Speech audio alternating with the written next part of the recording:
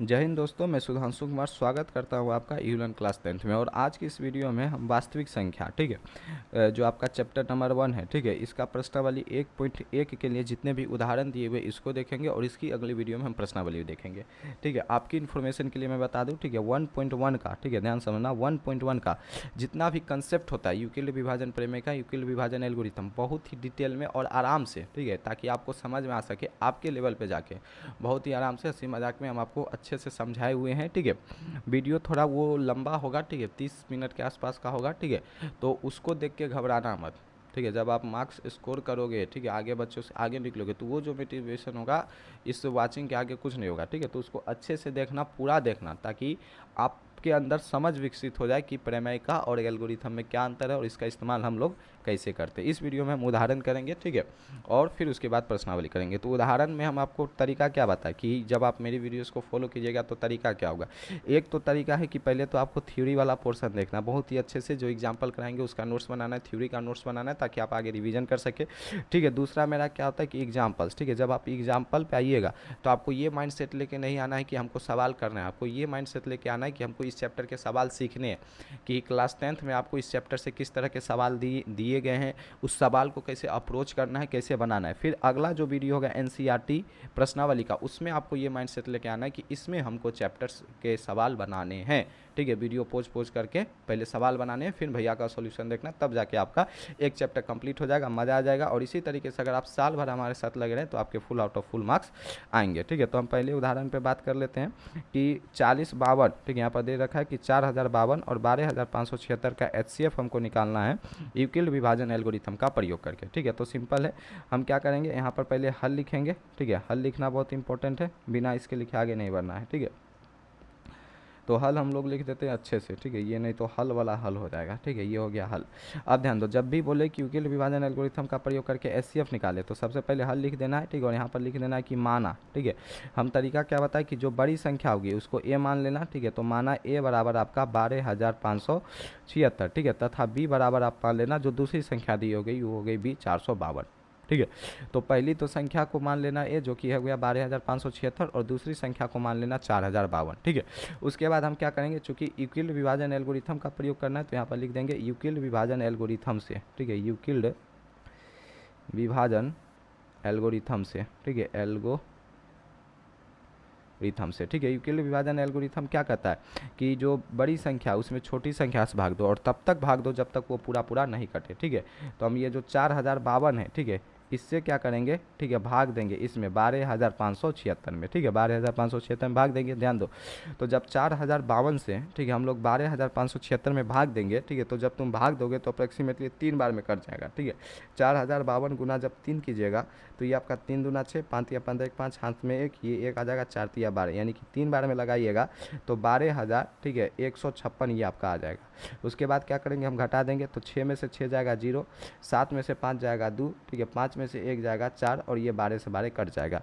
Euclid विभाजन algorithm कहता है कि जब तक पूरा पूरा ना कट जाए तब तक भाग देते रहो। और किस तरीके से, ये जो शेषफल आया है इसी को अगला भाजक बना दो, तो 420 बटा में क्या आ जाएगा, 4052 आ जाएगा। अगर हम 10 बार में, ध्यान से सुनो, 420 है, अगर डायरेक्ट हम 10 बार में लगाते हैं तो ये 4200 आ जाएगा, लेकिन ये तो 4052 है, यानी कि इससे स्पष्ट होता है कि ये 9 बार में जाएगा। ठीक है, कितनी बार में, 9 बार में, यानी कि 420 गुना 9 करेंगे तो 0 गुना 9 0। ठीक है, 9 दूना 18 का 8, हाथ में 1, और ये 9 चक 36, और ये 1 जुड़ जाएगा तो 37। ठीक है, तो 9 बार में लगाएंगे तो 3780 आएगा। उसके बाद क्या करेंगे, 2 में से 0 को घटाएंगे, 2 आ जाएगा। चूँकि ये 5 में से 8 जाएगा नहीं तो ये 0 इसको पैंचा दे नहीं सकता क्योंकि ये खुद ही भिखारी है, तो 4 इसको पैंसा देगा तो ये 10 बन जाएगा, और 10 जब इसको देगा तो ये 15, तो 15 में से 8 जाएगा 7। अब ये 10 जब इसको दे दिया तो ये खुद हो गया 9, और 9 में से 7 जाएगा तो 2, और ये जब 4 इसको दे दिया था तो ये खुद हो गया 3, और 3 में से 3 जाएगा तो 0, आ गया 272। ठीक है, पुनः हम क्या करेंगे, 272 से 420 में भाग देंगे। ठीक है, ये 272 लिखना, फिर इस 272 से क्या करेंगे, किस में, इस 420 में भाग देंगे, तो 272 भागा 420। ठीक है, लगभग दिमाग लगाओ तो ये तुम्हारा एक बार में चल जाएगा 272। ठीक है, 10 में से 8 जाएगा तुम्हारा, ये 10 में से 2 जाएगा 8, इधर बच जाएगा 1, 7 4 11, 3 में से 2 जाएगा 1। ठीक है, फिर 148 से 272 में भाग देंगे। ठीक है, तो ये तुम्हारा एक बार में चल जाएगा 148। ठीक है, फिर ये 7 इसको दे देगा, 1 पैंचा, तो ये बन जाएगा 12 में से 8 जाएगा 4, ये खुद हो जाएगा 6, 6 में से 4 जाएगा 2 और ये 1 में से 1 जाएगा 1, 124। फिर 124 से इस 148 में भाग देंगे, जब तक एक नहीं आ जाता, सॉरी जब तक कट नहीं जाता पूरा पूरी, जब तक शेषफल 0 नहीं आ जाता, रिमाइंडर जब तक 0 नहीं आ जाता तब तक भाग देते चलना बबुआ, ठीक है। फिर से एक बार में लगा देना ये 124, ठीक है। तो 8 में से 4 जाएगा 4 और 4 में से 2 जाएगा 2, ठीक है, और ये 1 से 1 कैंसिल हो जाएगा। फिर इस 24 से इस 124 में भाग देंगे, ठीक है। तो मेरे ख्याल से ये चल जाएगा तुम्हारा 6 बार में, ठीक है, 6 बार में पक्कम पक्की चल जाएगा। देखो 24 गुना 6 करो तो 6 चक 24 के 4 हाथ में 2, ठीक है। फिर ये 6 दूना 12 और 2 14, तो 144 चल जाएगा। तो ये 5 बार में लगा दो, ठीक है, 5 बार में लगाओगे तो ये 120 लग जाएगा, ठीक है। 124 में से 120 जाएगा तो ये आपका 4 बचेगा। फिर इस 4 से जब 24 में तुम भाग दोगे तो फाइनली तुम्हारा 6 से ये पक्कम पक्की कट जाएगा, ठीक है, 6 से पक्कम पक्की कट जाएगा, ठीक है। तो अभी तुरंत मत लिख देना HCF, ठीक है। ये तो हो गया यूक्लिड विभाजन प्रमेय का, यहाँ पर सिस्टमेटिक लिखना सीखना, सॉरी यूक्लिड विभाजन एल्गोरिथम। तो यूक्लिड विभाजन एल्गोरिथम का प्रयोग करके हमने, ठीक है, ये पूरा जो था, ठीक है, ये भाग प्राप्त कर लिया, ठीक है। अब हम क्या करेंगे, एक एक चरण को लिखेंगे, ठीक है। ये जो एल्गोरिथम का जो एक एक चरण था, ठीक है, ये जो पूरा था, ध्यान समझो, ठीक है, ये जो पूरा हम किए ये, ठीक है, ये जो पूरा आया है ये एक एल्गोरिथम है, ठीक है, एल्गोरिथम। अब इस एल्गोरिथम का एक एक चरण लिखेंगे, ठीक है। तो चरण लिखने के लिए ध्यान दो, तुम पेज के नीचे जैसे यहाँ पर ख़त्म हुआ तो इसके नीचे चरण लिखना, हम तुमको समझाने के लिए, ठीक है, इसके सामने चरण लिखते हैं ताकि तुमको समझ आए, ठीक है। तो ध्यान दो, यूक्लिड विभाजन चरण, ठीक है। तो चरण 1 में हम क्या करेंगे, चरण 1 ध्यान दो, ठीक है। चरण 1 में हमने क्या किया कि ये जो 4052 था इससे 12576 में भाग दिए तो 3 बार में गया और 420 भाग आया। तो अगर इस दो संख्या के लिए हम एक संख्या माने A और एक दो संख्या माने B, तो इस दो संख्या के लिए अगर हम यूक्लिड विभाजन प्रमेय लगाए, ठीक है, तो ये 12576 को हम क्या लिख सकते हैं, ठीक है, 12576 को हम 452 गुना 3, ठीक है, 452 गुना 3 और प्लस में क्या लिख सकते हैं, ये 420 लिख सकते हैं कि नहीं लिख सकते। बस यही आपको करना है कि एक एक स्टेप में यूक्लिड विभाजन प्रमेय लगाते चलना है। तो चरण 1 में लिखना है यूक्लिड विभाजन प्रमेय से, ठीक है, यूक्लिड विभाजन प्रमेय से, ठीक है। तो यूक्लिड विभाजन प्रमेय से तो तुम क्या लिख सकता है कि A बराबर BQ प्लस R, ठीक है, और A यहाँ पर क्या है चरण 1 में 12576। अब इसको तुम B क्या है ये 452, ठीक है। तो 452 के कारण Q कितना प्राप्त हुआ 3 गुना 3 और प्लस में R कितना है ये 420, 420 ही है ना, ठीक है। तो 9 बार में लगाए 420 है या 426 है, 420 ही है, ठीक है, प्लस में 420। अब ध्यान दो, एल्गोरिथम के अनुसार जब तक शेषफल नहीं आता है तब तक भाग देते चलना है। तो क्या ये 420 जीरो के बराबर है, तो यहाँ पर लिखना कि चूंकि शेष 420 डज नॉट इक्वल टू 0, ठीक है, इसलिए हमने लगाया चरण 2, ठीक है। यहाँ पर ध्यान दो, जगह की थोड़ी शॉर्टेज है, हम आपको समझाने के लिए यहाँ पर लिख रहे हैं, हालांकि आपको लिखना है नीचे, ठीक है, जहाँ पर ये एल्गोरिथम खत्म होगा उसके नीचे। तो चरण 1 के हिसाब से यहाँ पर 420 जीरो नहीं आया, तब हम चले चरण 2 पे, ठीक है। चरण 2 के हिसाब से फिर हम क्या करेंगे, A बराबर BQ प्लस R लगाएंगे यूक्लिड विभाजन प्रमेय से। अब चरण 2 में A कौन होगा, ये हो गया चरण 2, ठीक है, यहाँ से चरण 2 स्टार्ट हो गया। तो जो यहाँ पर लिखा रहता है वो आपका क्या होता है, यहाँ पर जो लिखा रहता है वो, ठीक है, वो A होता है, ये B होगा, ये Q होगा और ये जो बच गया रिमाइंडर ये R होगा। तो जो यहाँ पर लिखा है ये 452 ये आपका A होगा। तो 452 को हम क्या लिख सकते हैं, ये 420 गुना 9, B के जगह पर 420, ठीक है, Q के जगह पर 9 और प्लस में शेषफल के जगह पर 272, ठीक है। वापस से ये जो शेषफल 272 आया, क्या ये 200 जीरो के बराबर है, जीरो के बराबर नहीं है। तो हम फिर से लगाएंगे चरण 3, ठीक है। ये जो स्टेप स्टार्ट हुआ 272 से लेकर 148 तक, ये है चरण 3, ठीक है। चरण 3 फिर लगाएंगे, तो चरण 3 में क्या लिखेंगे, ठीक है, पहले तो A बराबर लिख देंगे BQ प्लस R से। अब चरण 3 में A क्या होगा, ये जो बीच में लिखा हुआ है A होगा, ठीक है, यानी कि 420 बराबर हम क्या लिख सकते हैं, 420 बराबर, ठीक है, हम 272 गुना 1 प्लस में 148 लिख सकते हैं, ठीक है। तो 272 गुना 1 प्लस में 148। अब ये फिर से 148 जीरो के बराबर नहीं आया तो हम लगाए चरण 4, ठीक है। चरण 4 में क्या करेंगे, फिर से A बराबर BQ प्लस R, ठीक है। अब चरण 4 यहाँ से स्टार्ट होगा, ठीक है, A क्या होगा 272, ठीक है, B क्या होगा 148, Q क्या होगा 1 और ये आ जाएगा 124, ठीक है। तो चरण 4 में ये 272 बराबर क्या लिख देना, ठीक है, 272 बराबर 148 गुना 1, ठीक है, 148 गुना 1, ठीक है, प्लस में 124, ठीक है, ये होगा चरण 4, ठीक है। इसमें बहुते चरण है, ठीक है, इधर लिख लेते हैं चरण 5, ठीक है। जब तक खत्म ना हो तब तक चरण लगाते चलना, चरण बोले तो स्टेप, ठीक है, पैर का चरण नहीं, ठीक है, स्टेप। तो ये 124 पे ख़त्म हुआ तो 124 से 5वां चरण चालू हो जाएगा, ठीक है। ये जो बीच में लिखा होगा वो A होगा, 124 खुद B होगा, ये Q और ये R होगा, ठीक है। तो चरण 5 में A बराबर, ठीक है, BQ प्लस R, तो A की जगह पर 148 लग देंगे, ठीक है, बी के जगह पर ये 124 रख देंगे, ठीक है। क्यू के जगह पर हम क्या ये 1 रख देंगे, ठीक है, प्लस आर के जगह पर ये हम लोग 24 रख देंगे। तो ये चरण 5 हो गया, ठीक है। फिर से हमारा शेषफल ये 24 जीरो नहीं आया तो चरण 6 लगाएंगे। चरण 6 जो होगा ये जो 24 से ख़त्म हुआ, यहाँ से चरण 6 चालू हो गया ये, ठीक है, जहाँ 124 को हम लोग 24 गुना 5 प्लस में 4 लिख सकते हैं। तो बोलेंगे भैया बिल्कुल लिख सकते हैं। तो इस 124 को हम क्या लिख सकते हैं, 24 से भाग दिए कितनी बार में गया, 5 बार में, तो 24 गुना 5 और प्लस में क्या लिख सकते हैं, 4 लिख सकते हैं। अभी भी शेषफल जीरो के बराबर नहीं आया तो फिर से अगला चरण लगाएंगे। अगला चरण में क्या होगा, ठीक है। अब ये चरण लगाते लगाते किसी के चरण में सब मत चल जाना, ठीक है। ये स्टेप हुआ, समझा, क्या हुआ, स्टेप, ठीक है। तो चरण ये अंतिम चरण है, ठीक है। चरण चरण तब से करते जा रहे हैं। तो ये जो 24 है, ठीक है, यहाँ से ये आपका लास्ट स्टेप है। तो जो बीच में लिखा हुआ ये आपका ए है, ये आपका बी है और ये आपका क्यू है। जो भागफल आया कोशिएंट, ठीक है, भागफल को इंग्लिश में थोड़ा बहुत इंग्लिश भी जान लो, कोशिएंट। और जो बच गया जो कि कुछ नहीं है वो है शेषफल, ठीक है। तो लास्ट स्टेप में इस 24 को हम क्या लिख सकते हैं, इस 24 को हम लिख सकते हैं ये 4 गुना 6 प्लस में ये सन्नाटा, ठीक है, यानी कि 0, 4 गुना 6 प्लस में 0।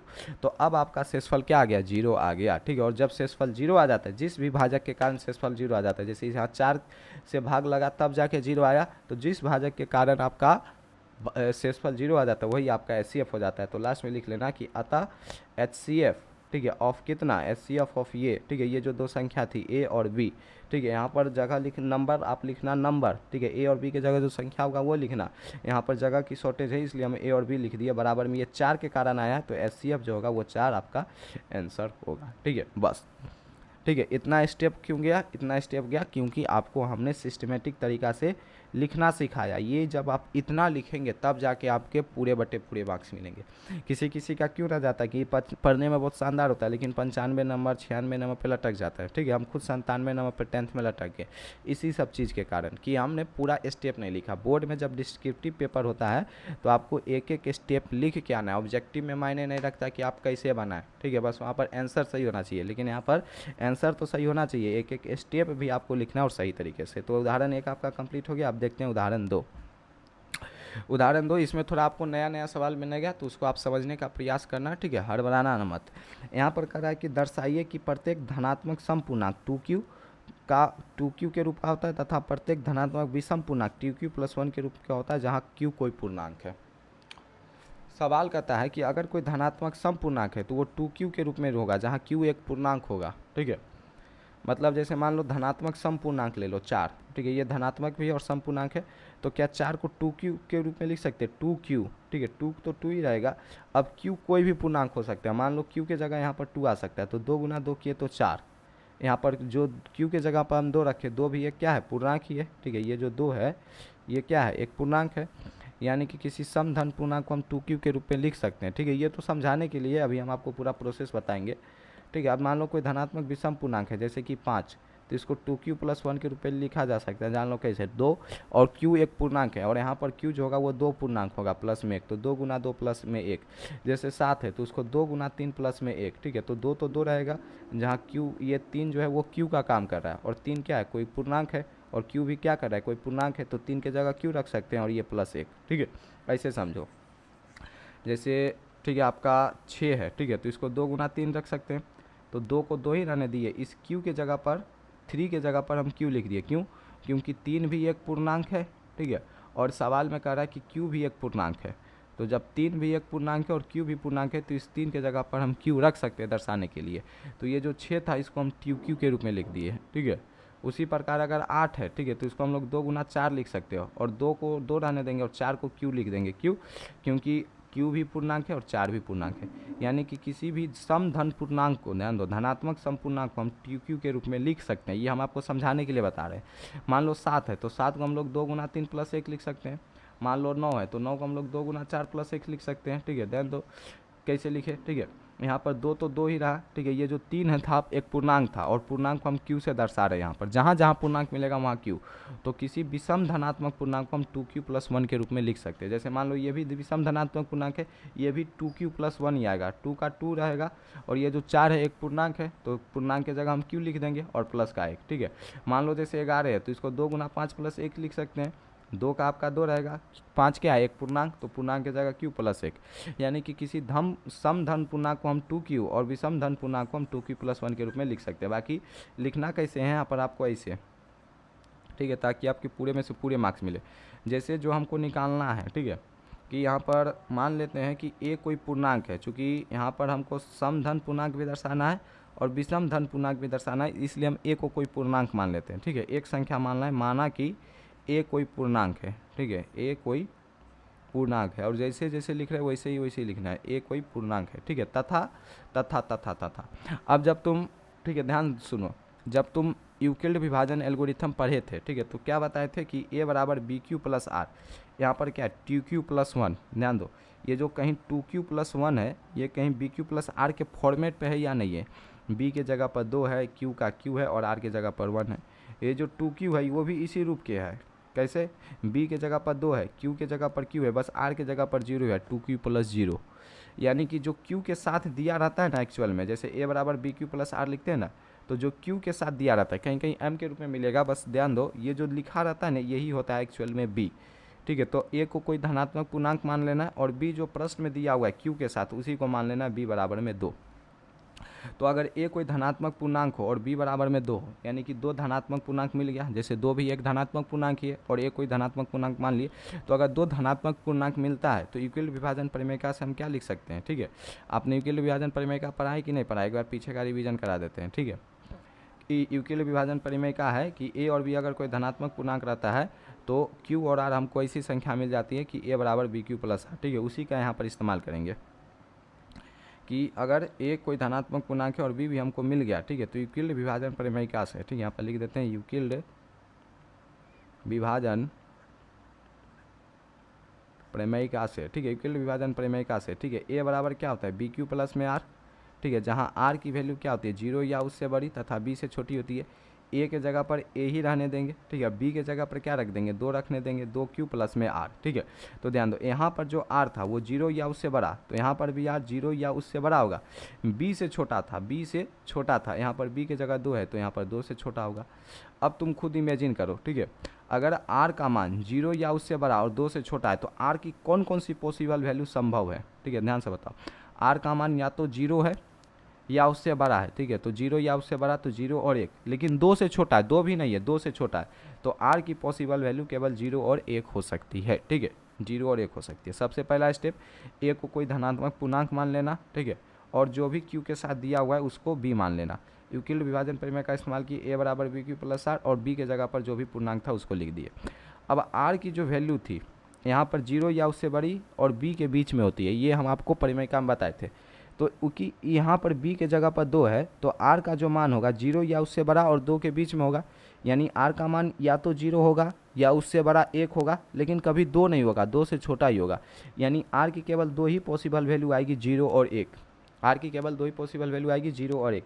बस यही हम काम करेंगे। r का मान 0 और 1 जो आया है, ठीक है, एक बार r बराबर 0 और एक बार r बराबर 1, इस इक्वेशन में हम रख देंगे, इसको कर देंगे समीकरण 1। ठीक है, यहाँ पर लिख देना कि जब r बराबर 0, ठीक है, तो a बराबर क्या आ जाएगा 2q और प्लस में r की जगह क्या है 0। ठीक है, तो a बराबर में आ जाएगा 2 इंटू क्यू, यानी a बराबर में आपका आ गया 2 इंटू क्यू। ठीक है, ध्यान समझो, चूँकि q अगर एक पूर्णांक है तो 2q भी एक पूर्णांक होगा कि नहीं होगा, ये बात पहले लेता हूँ। चूँकि q अगर एक पूर्णांक है तो 2q भी एक पूर्णांक होगा कि नहीं होगा। और किसी पूर्णांक में अगर 2 लगा रहता है तो बताओ वो सम संख्या होती कि नहीं होती है। ठीक है, सम संख्या होती कि नहीं होती है। सम संख्या की परिभाषा क्या है कि ऐसी संख्या जो 2 से पूरी पूरी कट जाए वो सम, और जो 2 से ना कटे वो भी सम। तो किसी भी संख्या में अगर 2 एक फैक्टर है यानी 2 गुना में, तो वो 2 से कटेगा ही कटेगा। q भी एक पूर्णांक है, 2 भी एक पूर्णांक है और दोनों गुना में है, तो 100% ये जो 2q है वो 2 से कटेगा, क्योंकि 2 इसका एक फैक्टर है। ठीक है, बाहर निकला हुआ है 2 इंटू क्यू, ये कैसा है। ठीक है, ये जो लिखा हुआ है 2 इंटू क्यू, 2 इंटू क्यू है, क्यू के बाहर 2 है जहाँ q कोई पूर्णांक है, तो यहाँ पर 2q चूँकि 2q जो है वो 2 से विभाज्य हो रहा है, इसलिए 2q एक सम संख्या है। यहाँ पर लिख देना चूँकि 2q, ठीक है, 2 से, ठीक है, पूरा पूरा विभाज्य हो रहा है। क्या हो रहा है, पूरा पूरा, ठीक है, विभाज्य हो रहा है। ठीक है, इसलिए 2q एक सम संख्या है।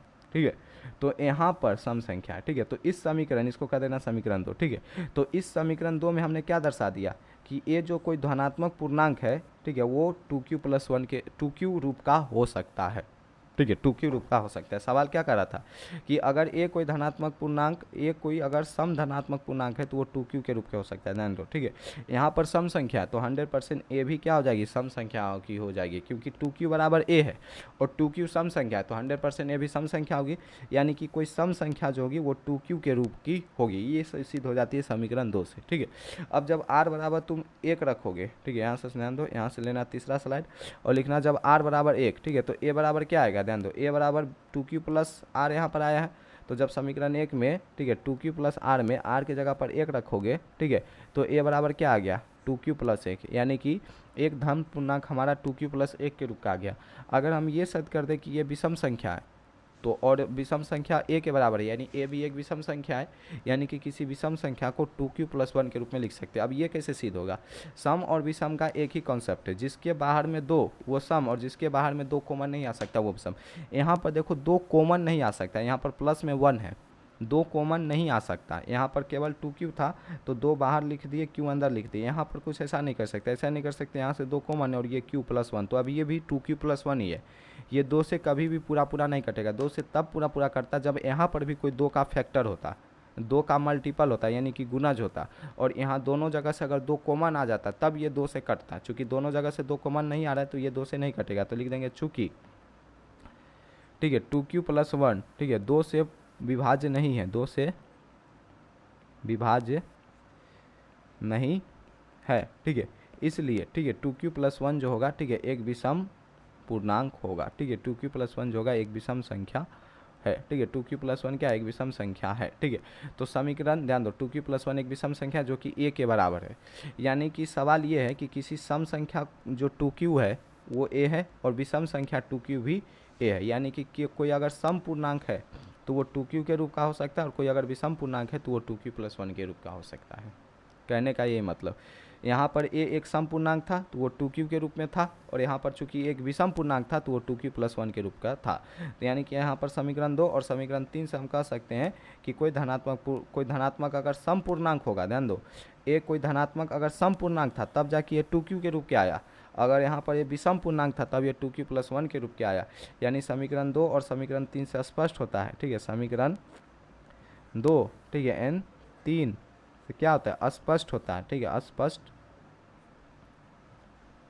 होता है कि ठीक है, कि सम धन पूर्णांक, ठीक है, यहाँ पर लिख देते हैं सम धन पूर्णांक, ठीक है, तो जो सम धन पूर्णांक होगा, ठीक है, वो 2q तथा विषम धन पूर्णांक 2q+1 के रूप का होगा, ठीक है, विषम धन पूर्णांक जो होगा, ठीक है, वो 2q+1 के रूप का होगा, 2q+1 के रूप का होगा, ठीक है। यही था आपका उदाहरण नंबर कितना, 2, ठीक है।